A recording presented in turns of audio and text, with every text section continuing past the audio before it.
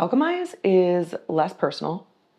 I had this cool idea, like, oh, cool. God's like an alchemist, which is a fictional thing. And alchemy is like this fantasy concept that you can, like, they wanted to create gold from anything. And I think it actually was like something people attempted in the Middle Ages.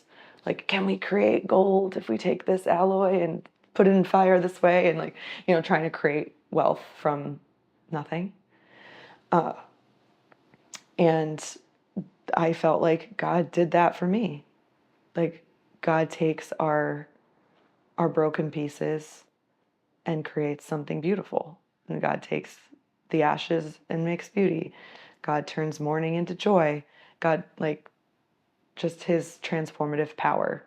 And I felt that personally because, like, I shared my story from Valley of the Shadow, just like who I was before God spoke to me in my dorm room and who I was after. That was like an alchemy moment, you could say, where God took something so like dark and brooding and like created something new.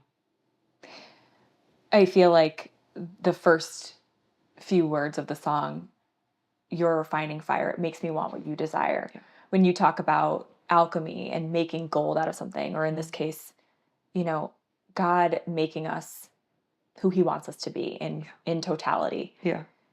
Mm-hmm. I feel like refinement isn't something that we don't have, that God's reaching for. He's not taking from something that we don't have and reaching. He's actually clearing away the things that don't belong Yes. to reveal what has always been true. So tell me about your use of refinement in that first verse. Yeah. Yeah. I feel like a lot of people would say that refining sounds like removing desire. Like, to be refined, you can't have desire. But I think rather refining fire is our desires becoming aligned with his desires.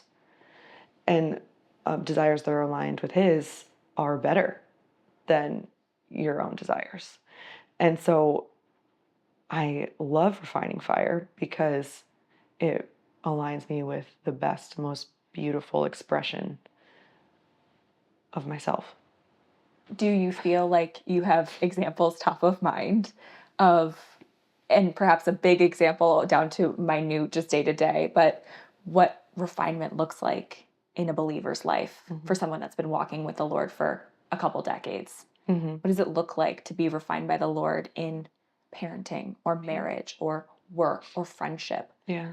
What does refinement kind of look like? Yeah. So like the first one that comes to mind for me is it has to do with motherhood.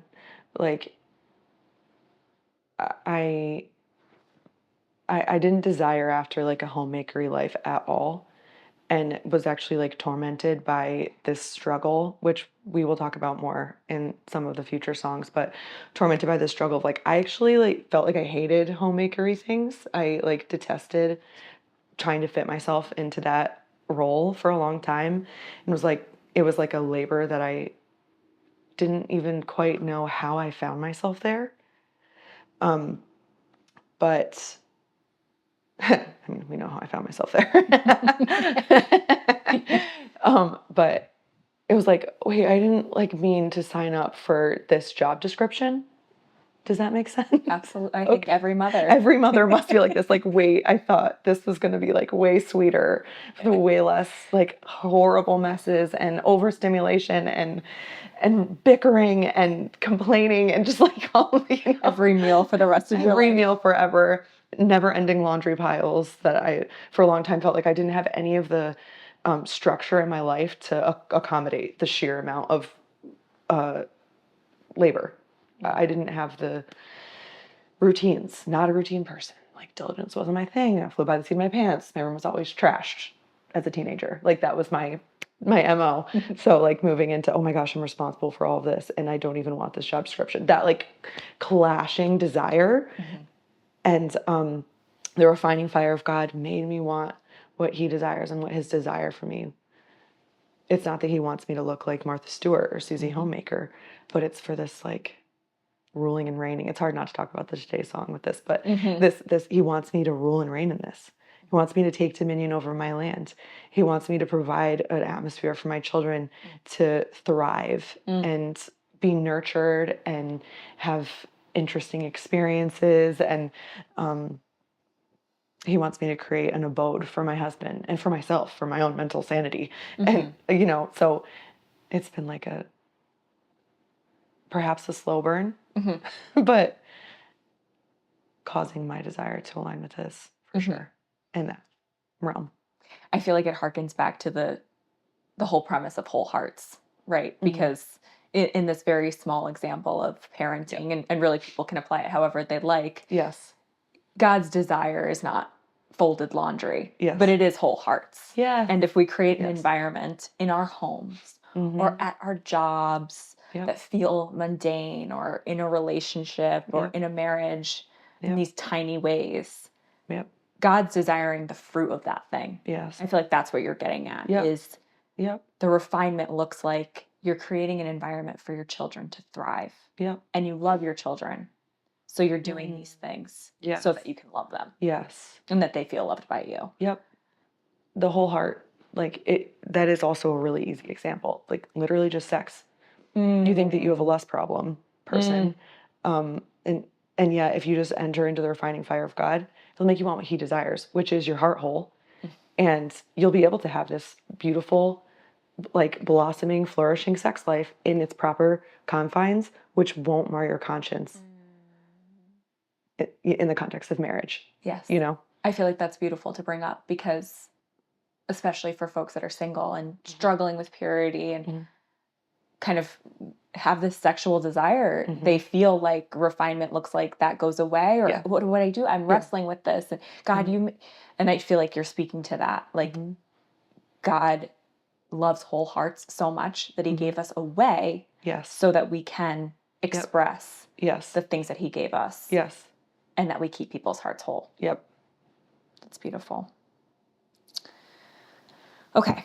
In the bridge, after this huge, grandiose declaration of all of these things God has done, this really powerful leading off, the song ends with, "Still you tend this heart of mine." Yeah.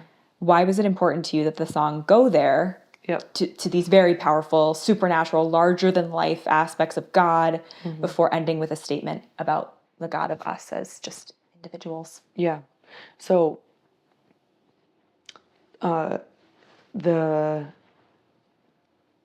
alchemizing power of God is an internal thing and like a personal reality. And I was thinking when the bridge I actually sat down to write, I was like, I need a bridge for this song, Alchemize. I had the chorus, that the chorus was the original sort of gush. And I was like, no, I need a bridge that continues the story. And I thought, for the person who's saying, surely I can't be transformed. Surely how can he possibly take this chaff and make gold in me? For me, what builds my faith is he formed the universe. Look at the stars. Oh, look at the depths of the ocean and all that he created. It's like the echoing, he's put himself in all of creation, like Romans 1. He has created all this immensity so that we might realize that he's interested in tending our hearts. He's capable of the most macro, and yet his most pressing interest is on our micro.